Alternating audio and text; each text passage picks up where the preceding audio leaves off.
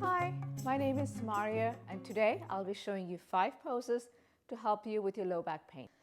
Most people ask, how does low back pain happen?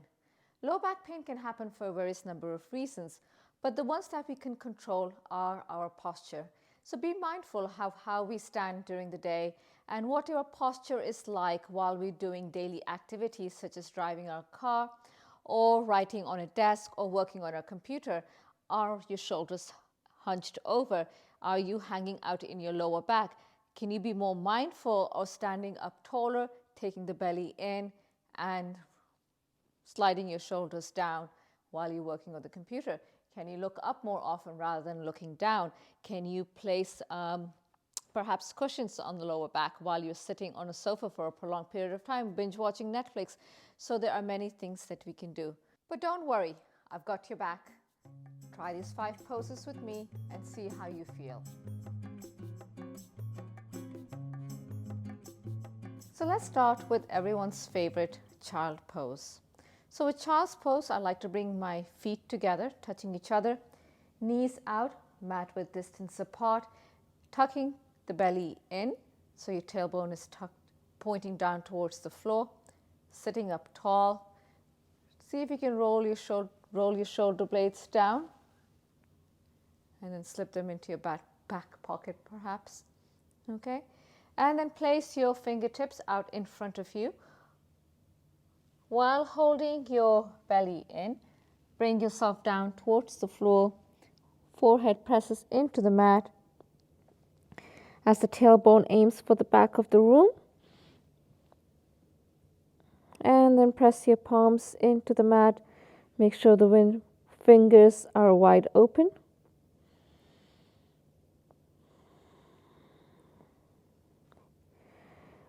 And see if you can ease into your breath here.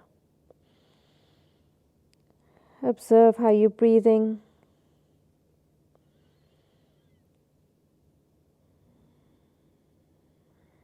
And see if you can slow it down.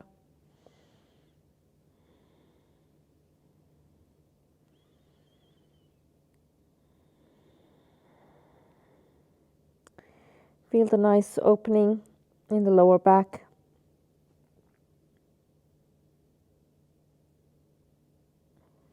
And from here, you can walk both hands towards the right side of the mat and let your forehead relax, feeling perhaps a mild stretch on the left side of your torso.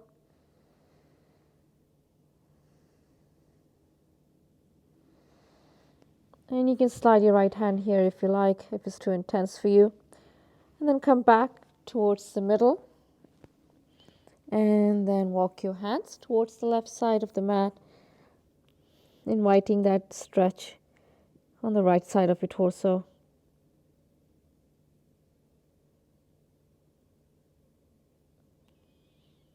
And breathe here.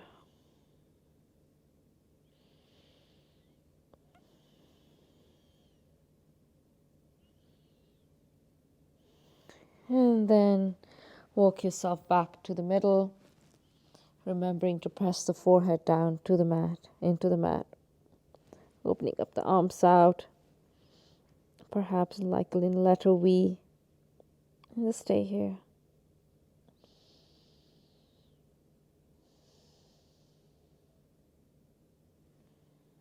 And then allow yourself to gently walk your hands in towards your knees and then sit up tall.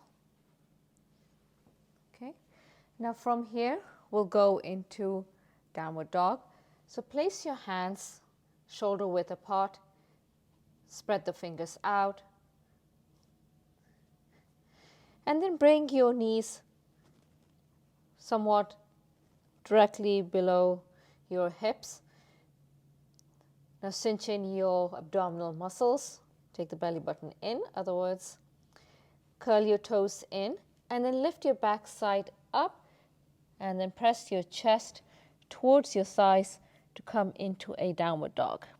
Look in between your knees towards the back of the room, and then press your hands into the mat as you take your time to come into a downward dog. Now for some, it takes time to arrive into this position, especially if it's your first one for the day.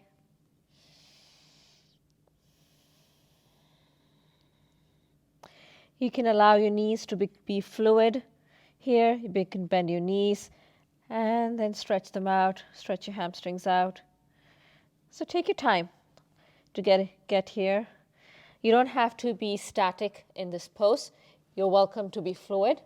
So I like to adjust myself continuously in downward dog because it is a very dynamic pose. Be mindful of how you're breathing.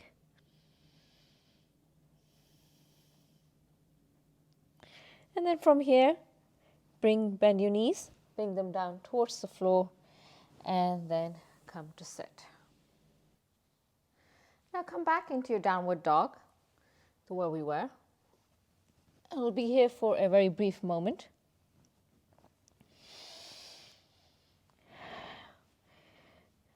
With a deep inhale, take your right leg up towards the ceiling and then swing the right foot forward to meet your right hand.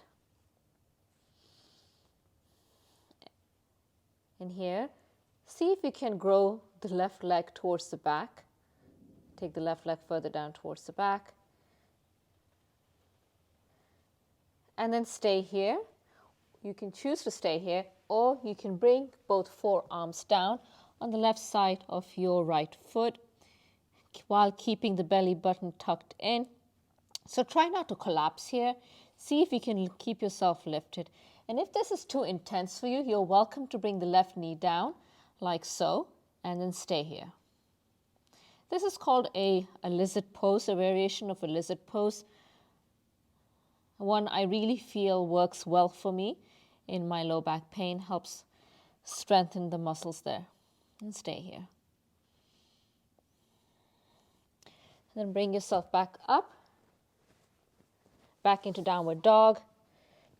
Take the belly button in, and then take the left leg up, and then swing the left foot forward to meet the inside of your left hand.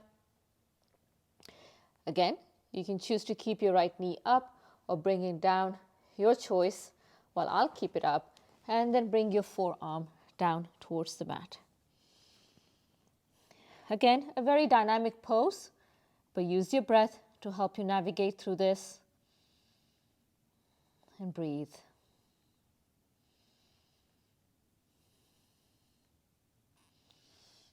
Bring your hands back and see if you can come back into a downward dog.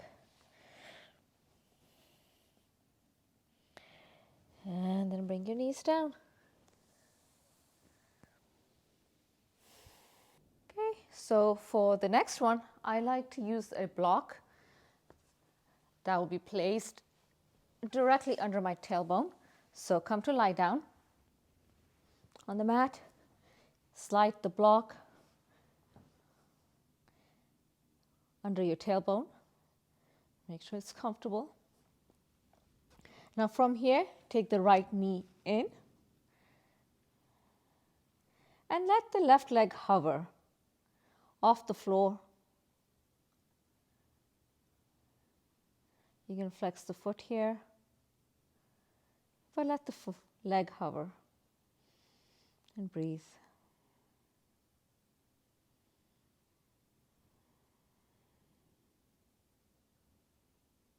This is a great one for those suffering with scoliosis, and especially great for low back pain. Take the right leg out, left knee in towards my chest, and then the right leg hovers off the floor. Really feeling activation and strengthening over here into my deep hip muscles.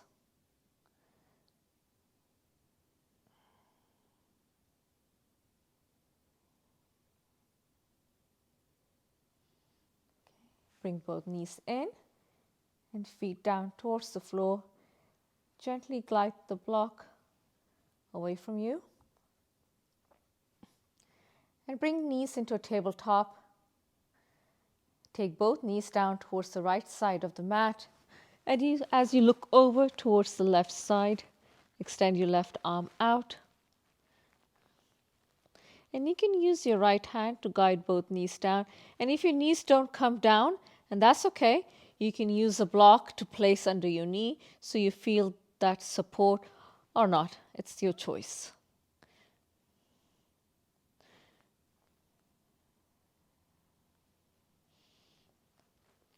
Bring both knees back in.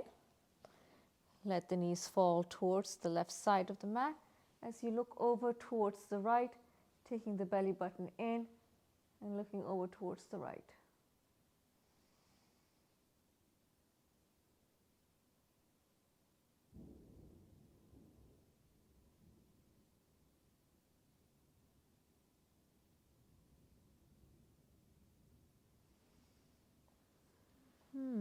Bring knees back in.